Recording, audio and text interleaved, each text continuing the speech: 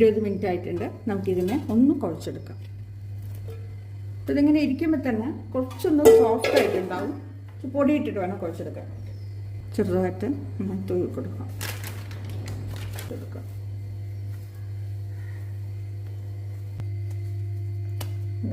നല്ല സോഫ്റ്റ് ആയിട്ടുണ്ട്. ഇനി നമുക്കിതൊന്ന് പരത്തിയെടുക്കാം.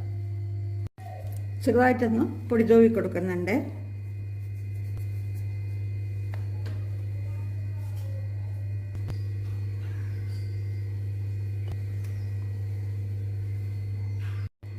ഇതൊന്ന് മറിച്ചിട്ടിട്ടുണ്ട്. നമ്മുടെ കുഴലിലും കുറച്ചും കൂടെ പൊടിയാക്കുന്നുണ്ട്. ഇപ്പം നല്ല നൈസായിട്ട് പരത്തിയിട്ടുണ്ട്. ഇതുണ്ടോ, നല്ല നൈസായിട്ട് പരത്തിയിട്ടുണ്ട്. ബട്ടറിൽ 1/3 ഭാഗം എടുക്കുന്നുണ്ട്. ചെറിയ പീസാക്കി കൊടുക്കാം കേട്ടോ, കട്ടിയുണ്ട്.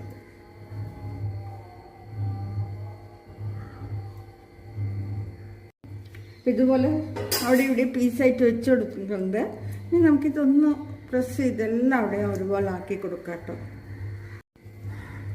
നന്നായി സ്പ്രെഡ് ചെയ്ത് കൊടുത്തിട്ടുണ്ട്. ഇതിൻ്റെ ബാക്കി ഞാൻ മാറ്റി വെക്കുന്നുണ്ട് കേട്ടോ. പരത്തുമ്പോൾ നന്നായിട്ട് പൊടി തൂവിയിട്ട് പരത്തണം കേട്ടോ.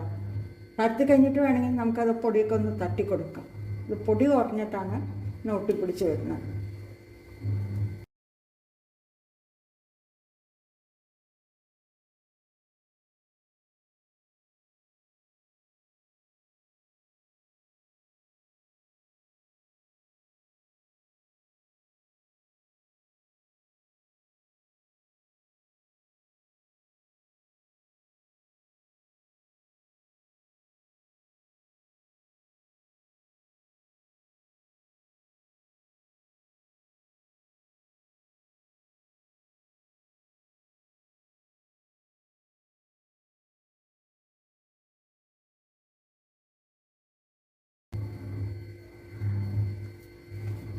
ഒരു സ്ക്വയർ ഷേപ്പിലാക്കി എടുക്കാം കേട്ടോ.